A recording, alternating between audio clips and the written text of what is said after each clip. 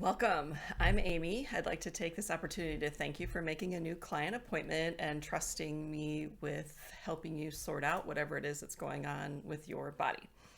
So, I made this video to help you prepare for that appointment and think about some things that I often tell or ask my new clients to do anyway. But if you can think about doing those things early, that would really help us make probably more progress more quickly.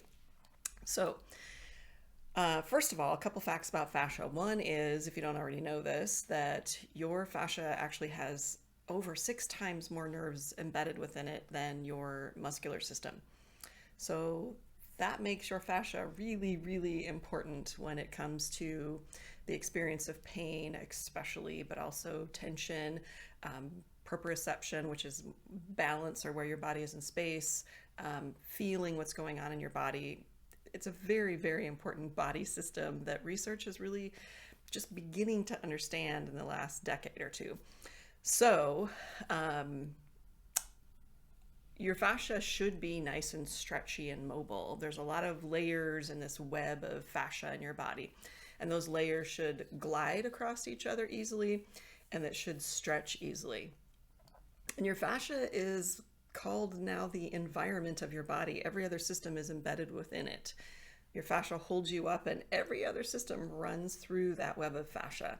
So when you can imagine when that fascia is tight, it's putting a lot of pressure on all those other body systems, all those nerves in there, the circulatory system, everything. So the goal is to make it better, make it stretchy again, make everything glide.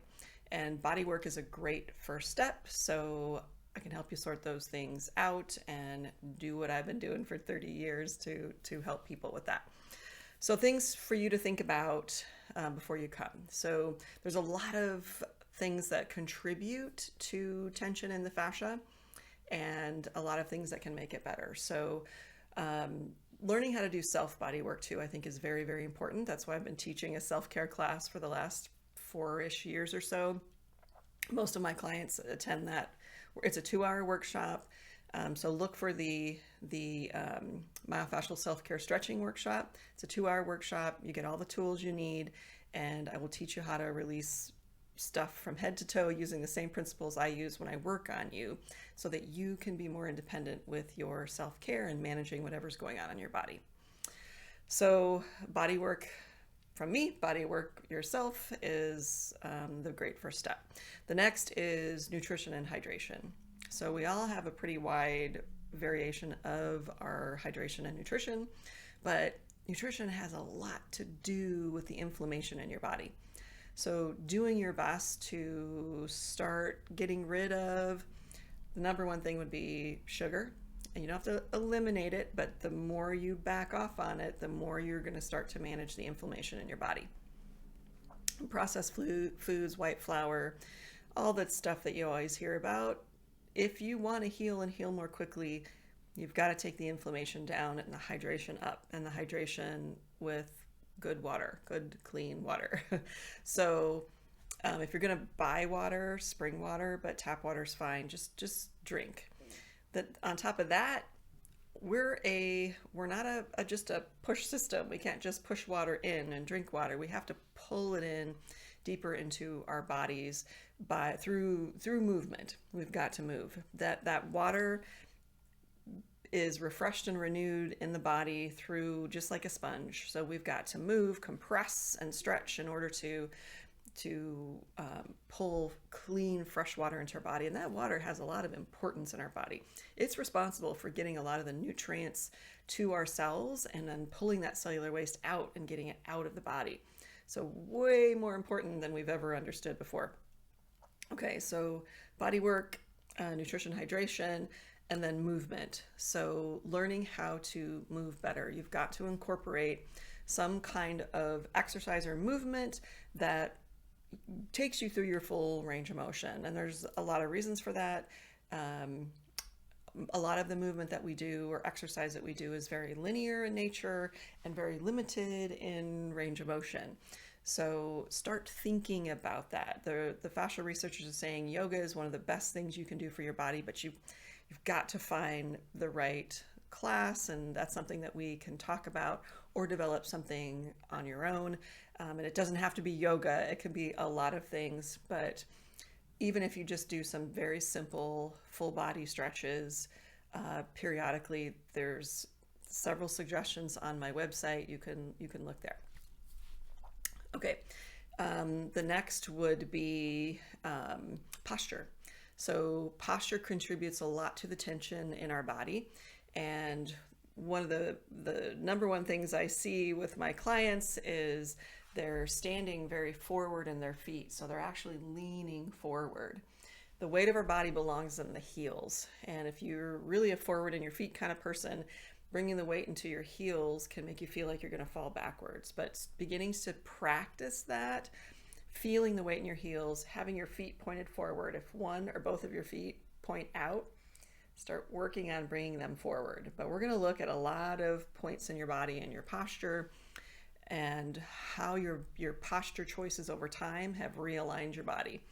And when we choose postures that maybe aren't really good for us, like maybe rounded shoulder or forward head or tucked hips, our fascia begins to reshape itself and thicken up because we're choosing things that aren't the way our body was designed.